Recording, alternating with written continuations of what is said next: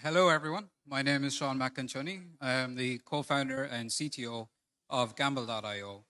We are a blockchain gaming platform that I've founded with two close personal friends and business partners.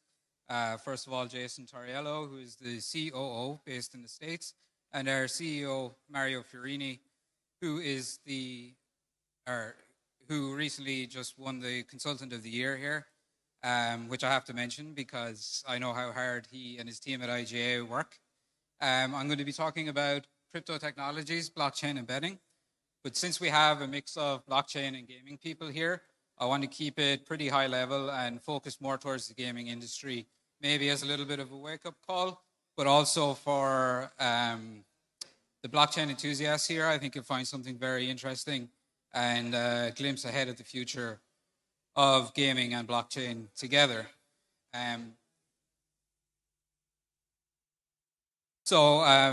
Because I think we have gaming and blockchain, I think we alienate sometimes the traditional gaming people. So I just want to really quickly go through some terms. Obviously, Bitcoin, magic internet money, we all love it. Blockchain, you can think of distributed database. The difference being that users are rewarded for maintaining the integrity of the database and verifying transactions. Smart contracts is just putting logic on chain. So it's what brings us from I send you money, you send me money, to I see that there is data for the basketball game happening tonight. I'm going to interact with that and place a bet. And when the result is processed onto the blockchain, I am instantly paid out. And NFTs are a tricky one, but they are a use case outside of finance and DeFi, and probably the main one that we've seen catch on in terms of popularity. So I began working in the gaming and blockchain combination in 2017. And during the massive growth we saw in 2017, I said to myself that this is going to be $1 trillion industry. We just need mainstream use cases. What do I mean by mainstream use cases? I mean people interacting with an application on a day-to-day basis that is built with blockchain in the background, but requires no knowledge from the user of how any of it works. They just get the value on the user end, and there's no barrier to entry. Just like we all use our mobile phones, there might be one or two people in this room who can adequately explain to me how they work. One thing I want to address that I think has slowed down the adoption of blockchain in terms of big business in the traditional industry is the anti-authority narrative that has been around blockchain since the beginning. This is mostly a facade, but also a necessary, it's necessary for technology, new technology and innovation. This is not just for technology, but any idea that we want to adopt in society. So you can even go back to women's right to vote. It starts with you have a group of people, the establishment, someone puts their hand up and goes, I don't like this system doesn't work for me, there's potentially a better system.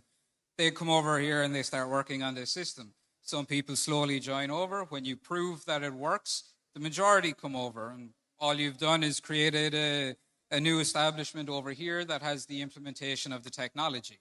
It's not burning everything to the ground, and that's not what we're trying to do with blockchain. But I think that narrative has been there and it's scared away big business. What we need are products that deliver mutual benefits to users and operators or traditional industry.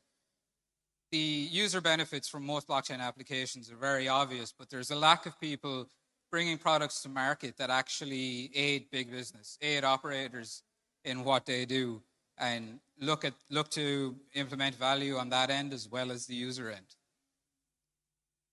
What we're creating with GAMBL is a nice way to see it is a digital shopping mall for the gaming industry. So you have a platform that users access and that operators run on. One place where users can go and access a multitude of operators, or if the operator would like, they can create their own application using the technology that is locked to their operation. The beauty of this is that we deliver value to users and operators of all kinds. If you're a traditional operator, you can reduce expenses massively by adopting the platform. And if you are a new operator, your entry barrier is lowered massively because you can piggyback off of things like an odds feed that's already on chain. You have already a user base of crypto enthusiasts or blockchain enthusiasts involved in the project that you can tap into, as well as bringing your own users and competing with your own branding and so on. One of the beautiful things about blockchain is that it creates a global user base, a global marketplace where people from all over the world can access your product. This is incredibly powerful, especially in the gaming industry, where we see people trying to get licenses here and there, and you have huge companies in Europe who are struggling even to branch into the American scene now due to the regulation. With this comes the obvious challenge of how do you regulate any of this? And we've had many talks here at Sigma where, whether it's affiliates or banking or whatever, where we've talked about regulation and the problems. And it nearly all boils down to the people creating the technology and creating the product should have kept regulation in mind from the very beginning. That's something very key to us that we are doing as we build our technology. We don't just do code reviews, security audits, and so on. We frame the legislation, a proposal for legislation around what we're building. We keep it in mind at all times. We do that with our CSO, Carl Brinkat-Peplow, who many of you may know from working with the MGA. GAMBL has been private to this point. We prefer the build in silence than to come in with, you know, balloons and guns and whatever and say how great we are without having a product to deliver. We are very close now, and we're excited to go public with our product and let people know that we exist and that this is coming to the gaming industry. It's going to make an impact. I think we see a lot of blockchain at this conference, especially on the gaming side, and what you have in a lot of cases are a casino that takes Bitcoin or a sportsbook that takes Bitcoin. They're not truly integrating blockchain technology, and only through that are you really going to see the advantages. Are you really going to see the push forward? Are you really going to see more than just a fad, which I think operators currently see? I'm going to keep it short and sweet because we don't have too much time. So that's it for me, the blockchain you can bet on. We are GAMBL.